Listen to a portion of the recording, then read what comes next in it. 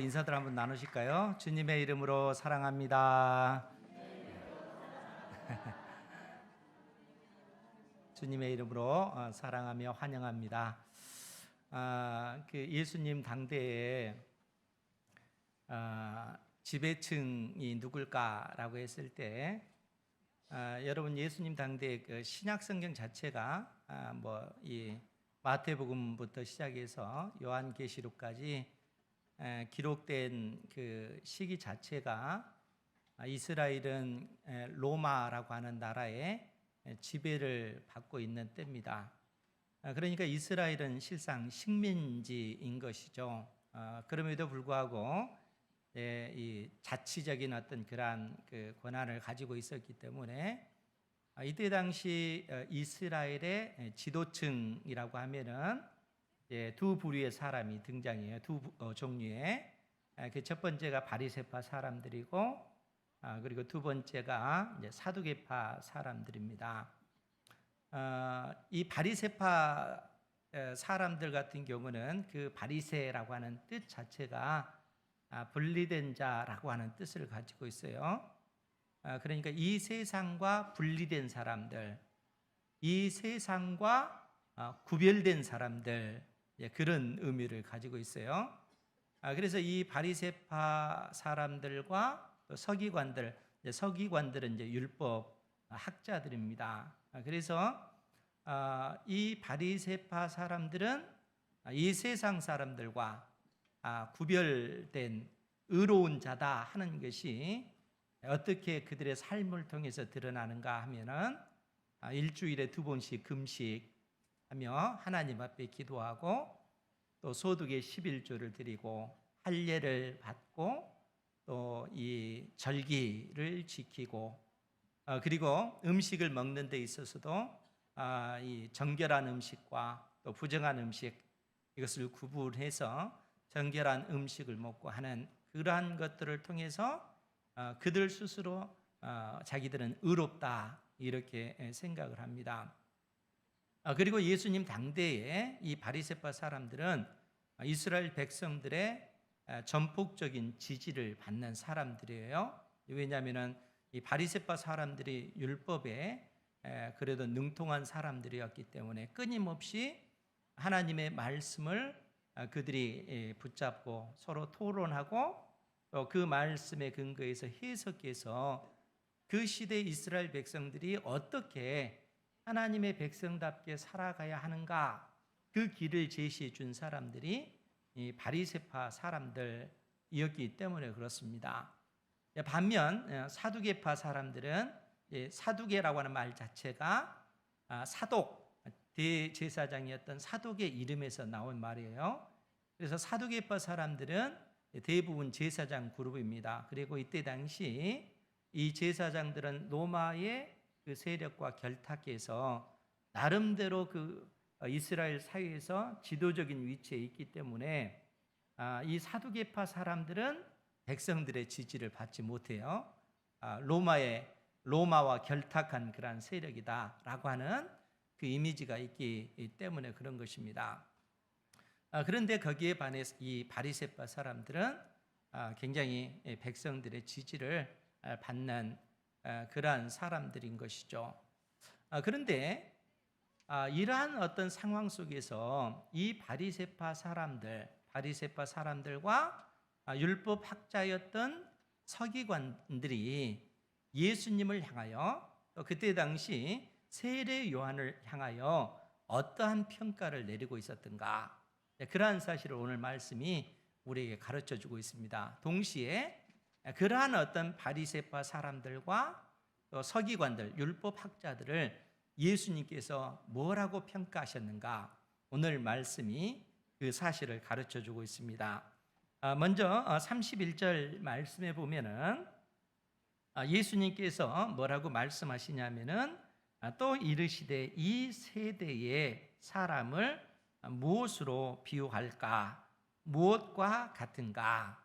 이 세대의 사람들에 관해서 예수님께서 무엇으로 비유할 수 있을까? 이렇게 말씀하고 계셔요. 이 세대라고 하는 것은 예수님 당대의 그 시대, 예수님과 함께 살고 있는 그 시대 사람들을 이제 1차적으로 의미하죠. 좀 더 좁게 이야기하면은 이 바리새인과 서기관들을 염두에 두고 지금 이 말씀을 하고 계십니다. 그런데 이 말씀 또 이 비유가 예수님 당대에만 해당되는 것이 아니고 이 세대라 일컬어지는 이 세대는 실상은 폭넓게 보면은 하나님을 거부하고 예수 그리스도의 복음을 믿지 아니하는 완악한 모든 세대, 하나님을 믿지 아니하고 예수님을 나의 구주로 영접하지 않는 모든 세대를 염두에 두고 실상 이 말씀을 주시는 것입니다. 그러니까 이 세대의 사람을 무엇으로 비유할까? 예수님께서 말씀하시면서 32절에 뭐라고 비유하시냐면은 비유하건대 아이들이 장터에 앉아 서로 불러 이르되 우리가 너희를 향하여 피리를 불어도 너희가 춤추지 않고 우리가 곡하여도 너희가 울지 아니하였다 함과 같도다. 지금 예수님께서 예수님 당대 그 시대 사람들을 향하여 뭐라고 비유를 하냐면은 마치 장터에 앉아 있는 아이들로 비유해서 지금 이 말씀을 해주고 있다는 거예요. 그런데 예수님께서 이러한 비유를 들어 설명하실 때가 예수님의 공생의 어느 때쯤일까? 예수님의 공생이라고 하는 것은 3년 6개월의 예수님의 공적인 삶을 얘기하는 겁니다. 즉 예수님께서 하나님께로부터 보내심을 받은 하나님의 아들이다 하는 사실을 온 세상에 공개적으로 드러내시면서 사역하시던 그때를 예수님의 공생애 그렇게 얘기하는 거예요. 그러니까 거기에 반해서 사생애는 예수님께서 태어나서 30살까지의 그 삶이고 30세부터 예수님께서 공생애를 사셨습니다. 3년 6개월의 삶이에요. 그런데 지금 예수님께서 이 비유의 말씀을 하실 때가 어느 때쯤인가 하면은 예수님의 공생애 2년하고 6개월째, 2년 6개월째 그때쯤 되어져요. 그런데 이때쯤 예수님의 그 인기는 어떠한가 하면은 예수님의 인기가 엄청납니다. 왜냐하면 예수님께서 공생의 2년을 시작하시면서 이 가버나움, 갈릴리 북쪽 가버나움으로 이사 오신 이후에 예수님께서 수많은 병든 자들을 고쳐주셨고 귀신 들린 자에게서 귀신을 쫓아내 주시고 심지어 죽은 사람을 다시 살리시는 그런 기적을 예수님께서 보이셨다는 거예요. 그런 예수님을 사람들이 막 추종하는 것입니다. 엄청나게 많은 사람들이 예수님을 따라다니고 있고 예수님의 그 공생의 2년 말 또 3년까지 그 인원들이 막 엄청나게 그 예수님을 추종하는 무리들이 많다는 거예요. 그런데 이런 상황 속에서 이 바리새인들 또 율법학자인 이 서기관들은 고민이 되는 거예요. 왜냐하면은 그들은 지금 이스라엘의 어떤 지도층을 형성하고 있어요. 그리고 지금 한참 등장하여 이름을 날리는 세례 요한 또 예수님에 관해서 많은 무리들이 따라다니고 있기 때문에 도대체 저분들이 우리와 어떤 관계일까? 우리와 함께 할 수 있는 사람일까? 아닐까? 이 바리새인들은 그들이 누리고 있는 어떤 그 시대의 어떤 그 위치와 또 그들이 가지고 있는 어떤 이 바리새파 사람으로서 백성들의 지지를 받는 그러한 사람들로서 예수님을 과연 예수님이 우리와 함께 할 수 있는 사람인가? 그렇지 않는 사람인가? 적어도 그러한 판단을 그들이 할 수밖에 없다는 거예요. 그래서 공생이 2년쯤 되어지면 이때쯤 이 바리새파 사람들은 예수님은 우리와 함께 할 수 없는 사람이다. 이렇게 판단을 내려요. 그리고 공생의 2년, 3년째쯤 되면은 이 바리새파 사람들이 어떻게 생각하겠어요? 어떻게 하면 예수님을 죽일까? 이런 모의를 하게 되어지는 것이죠. 그런 상황 속에서 지금 예수님께서 이 바리새인들과 또 이 율법학자인 서기관들, 그 시대 사람들이 갖는 그 생각을 아시고 이 세대 사람들을 무엇으로 비유할까 이렇게 말씀하고 계시다는 거예요.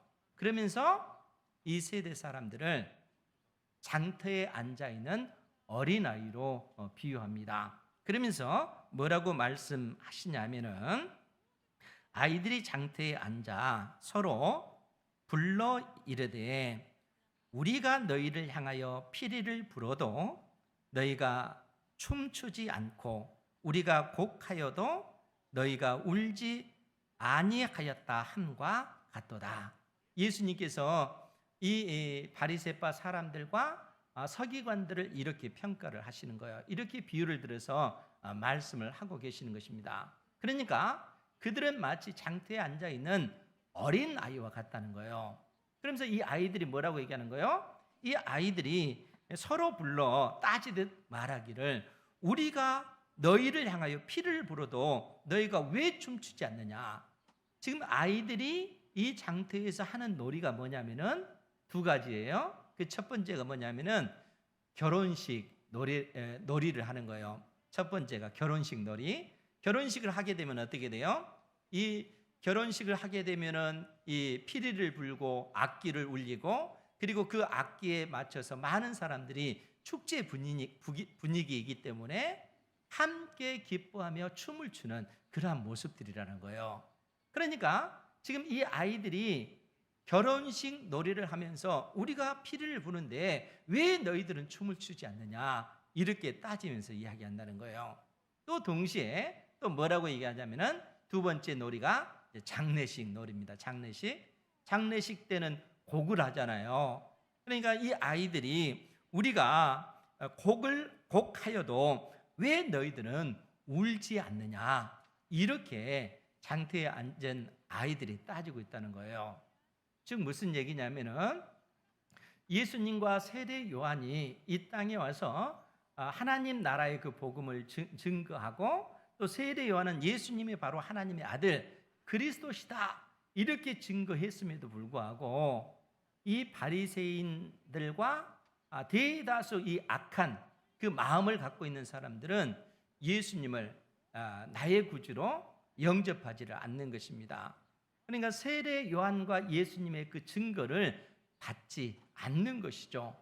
그러면서 오히려 그들이 불평하는 것입니다. 왜냐하면 그들은 어떻게 우리가 하나님의 백성 즉 천국에 들어갈 수 있는가라고 했을 때 이 바리새파 사람들은 우리가 일주일에 2번씩 금식하고 또 소득의 11조를 드리고 절기를 잘 지키고 또 하나님의 그 율법을 의지해서 우리가 순종의 삶을 통해서 천국에 우리가 들어갈 수 있다. 이들은 그렇게 생각을 하잖아요. 그런데 세례 요한과 예수님은 그렇게 해서 하나님의 나라를 들어갈 수 있는 것이 아니다라고 가르치는 것입니다. 그러니까 이 바리새파 사람들이 그러한 세례 요한과 예수님을 비난하면서 그들이 뭐라고 규정을 짓는가 하면은 33절에서 우리 33절 같이 한번 볼까요? 시작. 세례 요한이 와서 떡도 먹지 아니하며 포도주도 마시지 아니하며 너희 말이 귀신이 들렸다 하더니 아멘.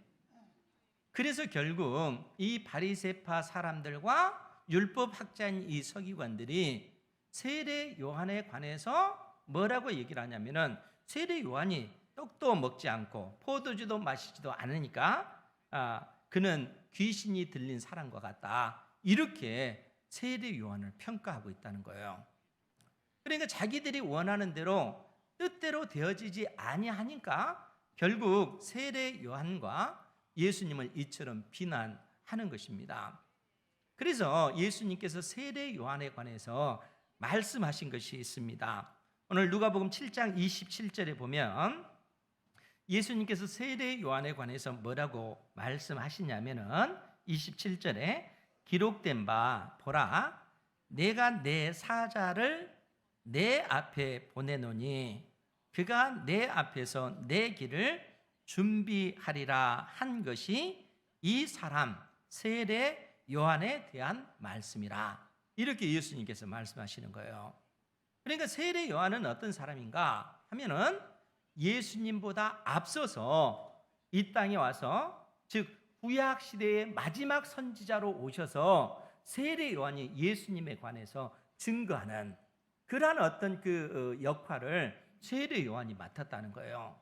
그래서 이러한 세례 요한에 관해서 예수님께서 뭐라고 평가를 하시냐면은 28절에 내가 너희에게 말하노니 여자가 낳은 자 중에 요한보다 큰 자가 없도다.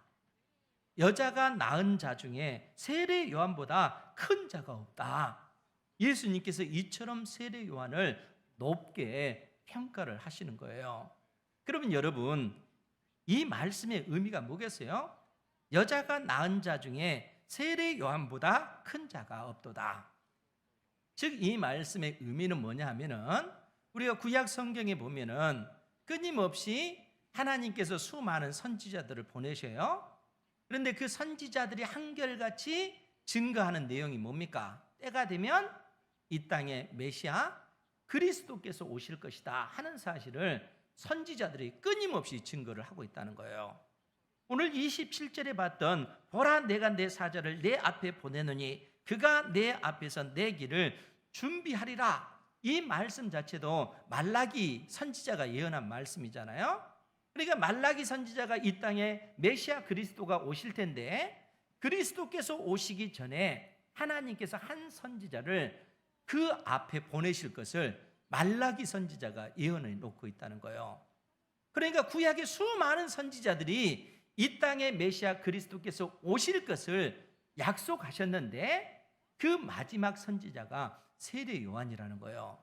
그런데 여러분 생각해 보세요. 수많은 선지자들, 구약의 선지자들은 이 땅에 오신 메시아 예수 그리스도를 봤을까요? 못 봤을까요? 전부 다 못 보고 다 죽었잖아요. 그런데 세례 요한은 어때요? 예수님을 직접 봤잖아요. 그리고 예수님이 바로 하나님의 아들 메시아 그리스도시다. 친히 세례 요한이 예수님을 향하여 그렇게 증거를 했습니다. 자기를 따르는 제자들에게 이제 너희들은 나를 따를 것이 아니라 저분 예수 그리스도를 따라야 된다. 저분이 바로 수많은 선지자들이 약속한 메시아 그리스도이시기 때문에 그렇다. 이렇게 증거했다는 거예요. 세례 요한은 바로 예수님을 직접 목격한 그 사람이라는 거예요. 그래서 예수님께서 하신 말씀이 여자가 낳은 자 중에 요한보다 큰 자가 없다. 그래서 예수님께서 이렇게 평가를 내리시는 것입니다. 그러면서 동시에 또 뭐라고 얘기해요? 그러나 하나님의 나라에서는 극히 작은 자라도 세례 요한보다 크니라. 이렇게 말씀해 주셔요.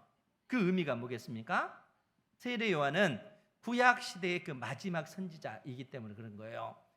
메시아 그리스도께서 이 땅에 오심으로써 이제는 구약의 그 질서가 멈춰지고 이제는 새로운 시대가 열려지기 때문에 그런 것입니다. 왜냐하면 이 땅에 오신 예수님께서 친히 하나님의 나라 천국을 가져오신 분이시기 때문에 그렇다는 거예요.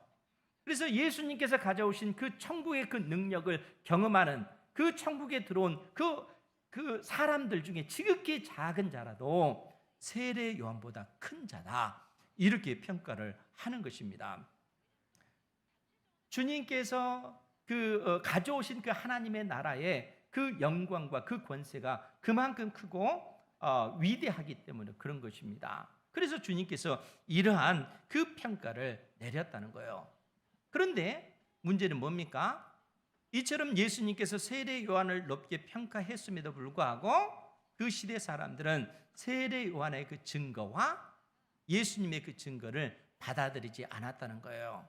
그래서 누가복음 7장 29절 이하의 그 말씀을 보면 모든 백성과 세리들은 이미 요한의 세례를 받은지라 이 말씀을 듣고 하나님을 의롭다 하되 바리새인과 율법 교사들, 이 율법 교사들은 서기관들을 이야기하는 거예요. 이 바리새인과 서기관들은 그의 세례를 받지 아니하므로 그들 자신을 위한 하나님의 뜻, 그들을 구원하기 위해서 보내신 하나님의 그 뜻을 그들은 저버렸다. 이렇게 말씀해 주고 있는 거예요. 그러니까 세례 요한의 그 증거와 예수님께서 전하신 그 천국 복음을 이 바리새인들과 이 서기관들은 받아들이지 아니하므로 그들을 구원하기로 작정하신 하나님의 그 뜻을 그들은 거부했다, 이렇게 표현하고 있는 거예요. 결국 그들은 그래서 세례 요한을 향하여 그들이 뭐라고 평가를 했습니까? 세례 요한이 와서 떡도 먹지 아니하고 포도주도 마시지 아니하며 너희 말이 귀신 들렸다. 세례 요한의 모습 자체도 또 그렇잖아요. 세례 요한은 그 하나님 나라의 그 복음을 증거하기 위해서 그 일에 전심전력하기 위해서 그가 낙타 털옷을 입고 가죽 끈으로 그 옷을 메고 그리고 이 메뚜기와 석청을 먹으면서 오직 하나님 나라의 그 복음을 증거했잖아요. 그런 모습이 마치 무덤가에 있는 귀신 들린 사람과 마찬가지 같다. 이 지금 바리새파 사람들은 그렇게 이 세례 요한을 모함하고 있는 거예요. 여러분, 이러한 그 말이 사실은 굉장히 무서운 말인데 왜 그런가 하면 지금 이 바리새파 사람들 또 서기관들의 어떤 그 말은 권위가 있다는 거예요. 이스라엘 백성들의 마음을 움직일 수 있는 영향력 있는 그런 말들이라는 거예요. 여러분, 오늘날에도 우리가 맛있는 그 음식을 먹을 때 어느 집이 맛집이지? 이렇게 생각할 때 핸드폰을 찾아가지고 그 맛집을 찾잖아요. 그리고 이 집이 진짜로 맛있는 집인가? 무엇을 통해서 알 수 있겠어요? 후기를 보잖아요. 후기를 보면은 이 집이 맛있는 집이구나, 아니구나, 그렇게 알 수 있잖아요. 그런데 아무리 맛있는 집이라 할지라도 악한 마음을 품고 그 집을 비난하는, 그러니까 거짓된 말로 그 집을 비난하는 그 글을 쓰면 어떻게 돼요? 사람들이 그 글을 읽고 이 집에 가면 안 되겠구나, 이렇게 생각하잖아요. 그러니까 그처럼 유명한 집이라 할지라도 그러한 어떤 그 거짓된 그 소문으로 규정해 버리면은 한순간 무너지고 말잖아요. 지금 바리새파 사람들과 서기관들이 세례 요한과 예수님을 그처럼 거짓된 말로 그 거짓 소문을 확장시켜 나가는 거예요. 그러니까 지금은 이처럼 많은 이스라엘 백성들이 예수님을 따르면서 예수님을 높이지만 때가 되면 어떻게 돼요? 나중에 이 모든 사람들이 예수님을 배반하고 예수님을 모욕하고 예수님께 침을 뱉고 하는 군중들의 그 심리가 그렇게 바뀌어지는 거예요. 이러한 분위기를 지금 누가 만들고 있는 거예요? 이 바리새파 사람들이 그렇게 만드는 거예요. 그러니까 이러한 것들을 확장시켜 나가는 것이죠. 왜냐하면은 바리새파 사람들이 판단하기에 도저히 예수님은 우리와 함께할 수 없는 사람이다, 이렇게 판단했기 때문에 그렇습니다. 그래서 예수님을 향해서도 34절에 뭐라고 얘기하냐면은 인자는 와서 먹고 마시매 너희 말이 보라 먹기를 탐하고 포도주를 즐기는 사람이요 세리와 죄인의 친구로다. 예수님께서 이 세리들과 또 죄인이라 이때 당시 일컬어졌던 창기들, 또 수많은 어떤 죄인이라 일컬어졌던 그 사람들과 함께 예수님께서는 함께 가서 그들과 함께 먹고 마시는 이러한 일들을 했어요. 그러니까 이 바리새파 사람들의 입장에 있어서는 그럴 수가 없는 거예요. 왜냐하면 하나님께로부터 온 사람이라고 하는 사람은 거룩하기 때문에 죄인들과 함께 어울리게 되면은 그 죄인들의 그 더러움이 옮아진다라고 생각을 하는 거예요. 예수님께서 죄인들과 함께 먹고 마시면 그들의 그 부정함이 예수님에게 옮아진다는 거예요. 그러면 그 말의 의미가 뭐겠어요? 지금 유대인 사회에서 죄인이다 이렇게 낙인 찍혔을 때는 그 사람은 하나님 앞에 구원받은 사람이 아니다, 이 사람은 천국에 들어갈 수 없다, 이렇게 낙인 찍힌 사람들입니다. 그 사람들이 이 세리와 죄인들이라는 거예요. 그러면 예수님이 이 세리와 죄인의 그 친구다 이렇게 하면은 예수님이 어떤 사람이란 거예요? 예수님도 부정한 존재다, 예수님도 구원받지 못한 그런 사람이다, 이렇게 바리새파 사람들이 예수님을 매도하는 겁니다. 그러니까 여러분, 우리가 나중에 사도행전 24장에 가보면은 이 유대 총독으로 온 이 벨릭스 앞에 바울 사도가 예수 그리스도의 복음에 대해서 증거를 합니다. 그러할 때 사람들이 바울 사도를 향해서 뭐라고 얘기하냐면은 나사렛 이단의 우두머리다 이렇게 얘기를 하는 거예요. 그러니까 예수 그리스도께서 복음을 전하신 이 복음이 이게 정통이 아니고 그는 이단이다. 이 바리새파 사람들이 그렇게 규정을 해버린 것입니다. 그러니까 예수님을 그렇게 폄훼하고 예수님을 공격하는 이러한 것들이 이 공생의 2년 중간에 지금 생겨나고 있다는 거예요. 그런 세대의 사람들, 세례 요한이 증거하는 그 하나님 나라의 복음, 예수님께서 증거하는 이 하나님 나라의 그 천국 복음을 받아들이지 않는 그 악한 세대를 향해서 오늘 예수님께서 35절에서 뭐라고 말씀하시냐면은 우리 같이 한번 보겠습니다. 35절 시작. 지혜는 자기의 모든 자녀로 인하여 옳다함을 얻느니라. 아멘.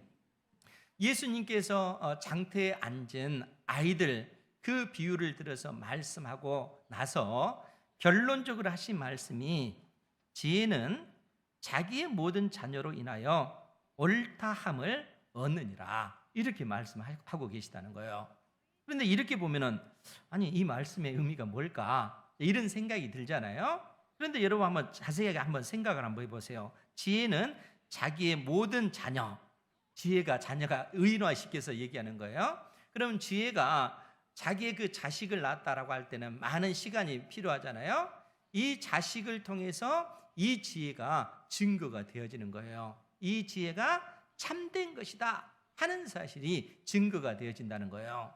즉 예수님께서 지혜는 자기의 모든 자녀로 인하여 옳다함을 얻느니라 라는 이 말씀을 주실 때 이 지혜가 참된 지혜다, 참된 진리다 하는 사실을 믿고 따르는 사람은 그의 인생을 통해서 이 지혜가 진리다 하는 것이 결과적으로 드러나게 될 것이다 라는 그런 말씀이라는 거예요.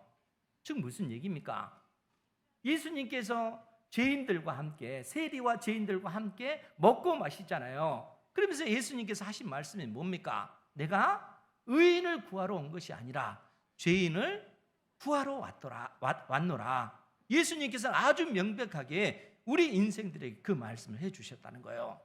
예수님께서 이 땅에 오신 목적은 의인을 구하기 위해서가 아니라 죄인을 구원하기 위해서 예수님께서 이 땅에 오셨다라는 얘기예요. 여러분 이 말씀의 의미를 여러분 생각하셔야 돼요. 우리 인생에 있어서 가장 근본적인 문제, 여러분들의 인생 가운데 여러분들이 고민하고 있는 문제, 그게 뭡니까? 여러분들이 살면서 내 인생에 이런 문제만 해결됐으면 좋겠다 하는 나름대로의 어떤 인생의 문제들이 있잖아요. 어떤 사람에게는 나의 그 인생 중에 절대 아프지 않고 건강했으면 좋겠다 이런 사람들도 있을 것이고, 또 어떤 사람들은 나에게 돈 좀 정말 많았으면 좋겠다 이런 사람들도 있을 테고, 정말 우리 가정이 정말 행복했으면 좋겠다 이런 생각을 하신 분들도 있을 거예요. 여러분 그런 모든 것들 중요한 거예요, 아니에요? 중요하지 않다고 하신 분 계세요? 다 중요하잖아요. 우리가 건강한 문제도 중요하고 돈이 많은 것도 정말 중요하고, 또 가정이 행복한 것, 또 자녀들이 염려 근심 없이 형통하게 그 자녀들이 자기들의 인생 잘 살아가는 것, 이러한 모든 것이 얼마나 중요한 문제입니까? 그런데 여러분 그것보다 더 근원적인 문제가 있어요. 이 모든 것이 우리에게 다 있다 할지라도 이 모든 것을 한순간에 와르르 무너뜨리는 그러한 것이 있다는 거예요. 그게 뭡니까? 죽음의 문제잖아요. 그렇지 않습니까? 지금 여러분들이 누리고 있는 그 모든 것도 죽음으로써 그 모든 것이 와르르 다 무너지고 만다는 거예요. 그런데 예수님께서 우리 인생에게 끊임없이 지적해 주시는 문제가 뭡니까? 결국 죽음의 문제예요. 그런데 왜 이 죽음이라고 하는 것이 왔는가? 여러분 죽음에서 자유로운 인생이 없잖아요. 다 우리 문제잖아요. 그런데 이 죽음이 그냥 온 것이 아니고 죄의 삭시 죽음, 죄의 삭시 사망이다. 이렇게 성경은 우리에게 명확하게 가르쳐 주고 있습니다. 나는 죄를 안 지었으니까 나는 죄인이 아니야, 나는 의로운 자야, 이렇게 주장하는 사람들이 있다 할지라도 그 사람 역시 죽잖아요. 죽는다는 것은 무엇을 뜻하냐면은 그 사람이 죄인이다 하는 사실을 뜻하고 있다는 거예요. 그런데 우리 인생이 죽음으로써 그 모든 것이 끝나는가 하면은 죽음 이후에는 영원한 지옥의 심판이 있다. 성경이 우리에게 그렇게 가르쳐 주고 있어요. 그러니까 모든 인생은 죽음 이후에 그 지옥의 그 심판이 놓여져 있을 수밖에 없습니다. 모든 인생이 영원한 그 멸망으로 갈 수밖에 없는 거예요. 그래서 하나님께서 우리에게 내려주신 그 지혜가 뭡니까? 예수 그리스도시요. 왜냐하면 예수 그리스도만이 하나님의 능력이요, 예수 그리스도만이 하나님의 지혜이기 때문에 그래요. 우리를 구원하는 하나님의 지혜, 우리를 구원한 유일한 그 지혜가 예수 그리스도십니다. 그래서 예수 그리스도께서 나는 곧 길이요 진리요 생명이니라 우리에게 말씀해 주시잖아요. 그냥 길이 아니에요. 예수님께서는 유일한 길이시요, 유일한 진리시요, 유일한 생명, 예수 그리스도를 통해서만이 우리가 얻게 되는 그 유일한 그 생명은 예수 그리스도 외에는 없다는 거예요. 왜 예수님께서 이 땅에 오셔서 죄인들과 함께 먹고 마시는가? 그들을 구원해 주시기 위해서라는 거예요. 그들을 죄와 사망의 그 권세에서 건져내 주시기 위해서 우리 주님께서 이 땅에 오신 것입니다. 그러면서 주님께서 하신 말씀이 뭡니까? 지혜는 자기의 모든 자녀로 인하여 옳다함을 얻느니라. 지혜는, 이 지혜가 진리라면, 이 지혜가 참된 것이라면 이것을 믿고 온전히 따르는 사람들은 그 삶을 통해서 그 진리가 진짜라는 것을 그들이 결국 얻게 되어질 거라는 거예요. 예수 그리스도께서 전하신 이 생명의 그 복음, 그 복음이 진리라는 것을 믿고 예수님께서 나의 모든 죄와 허물 때문에 십자가에 못 박혀 죽으신 하나님의 아들이라는 사실을 믿음으로 말미암아 고백한 그 사람들은 그 믿음으로 말미암아 그가 영원한 생명을 얻게 되어지는 거예요. 지금 주님께서 이 세대를 판단하시면서 이 세대의 그 완악한 그 불신앙을 우리 주님께서 책망하시면서 이 말씀을 해주고 계셔요. 사랑하는 성도 여러분, 오직 하나님께 소망을 두시기 바랍니다. 우리 인생이 이 땅에 살아갈 때 필요한 그 모든 거, 육신적으로 건강해야 되고 또 경제적으로 풍요롭고 자녀들도 형통하고 그 모든 거 다 필요하죠. 그것보다 가장 근원적인 그 문제는 생명의 주님을 나의 구주로 영접하는 거예요. 그것을 잃어버리면 나의 모든 것을 다 잃고 만다는 거예요. 주님께서 하신 말씀, 지혜는 자기의 모든 자녀로 인하여 옳다함을 얻느니라. 이 말씀의 의미를 깊게 묵상하시고 오직 하나님께 소망을 두는 삶을 사는 여러분들 되시기를 주님의 이름으로 축원드립니다. 기도하겠습니다. 거룩하신 아버지 하나님, 귀한 생명의 말씀을 통하여 오늘 또 우리를 교훈하여 주시니 감사드리옵나이다.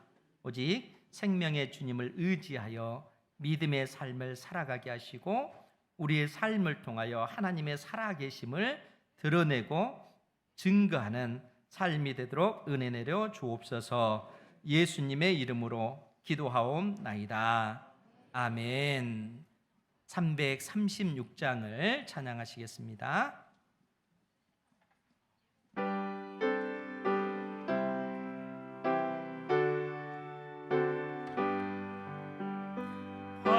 환난과 핍박 중에도 성도는 신앙 지켰네. 이 신앙 생각할 때에 기쁨이 충만하도다. 성도의 신앙 따라서 죽도록 충성하겠네.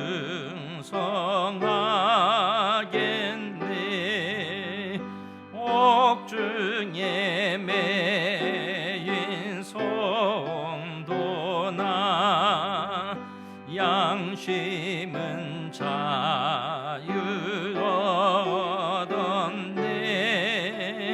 우리도 고난 받으며 죽어도 영광 되도다. 성도의 신앙 따라서 죽도록 충성하겠네.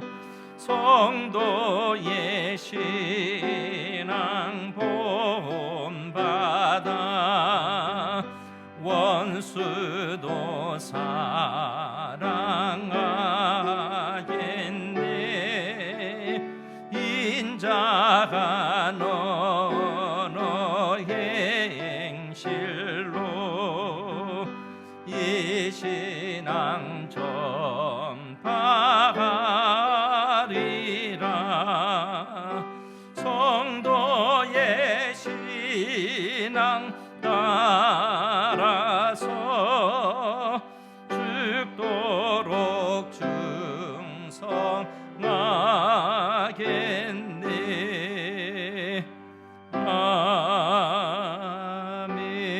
아멘. 거룩하신 아버지 하나님, 연약한 우리 인생을 붙드시고 진리의 말씀을 통하여 우리의 생각을 일깨워 주시고 우리의 닫힌 눈을 열어주시니 감사드리옵나이다. 오직 생명의 주님을 의지하여 믿음의 길을 걸어가는 주의 사랑하는 자녀들 되게 하옵소서.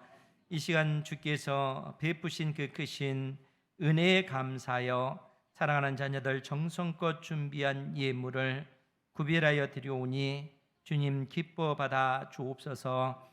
11조를 드립니다. 우리의 생명과 가진 그 모든 재물과 우리에게 있는 재능도 능력도 오직 하나님의 은혜로 우리에게 주어진 것임을 고백하며 믿음으로 드리오니 주님 기뻐 받아 주시고 주의 사랑하는 자녀의 그 일생의 삶이 하나님 앞에 은혜를 입게 하시고 하나님의 인도함을 받는 삶이 되게 하여 주시옵소서.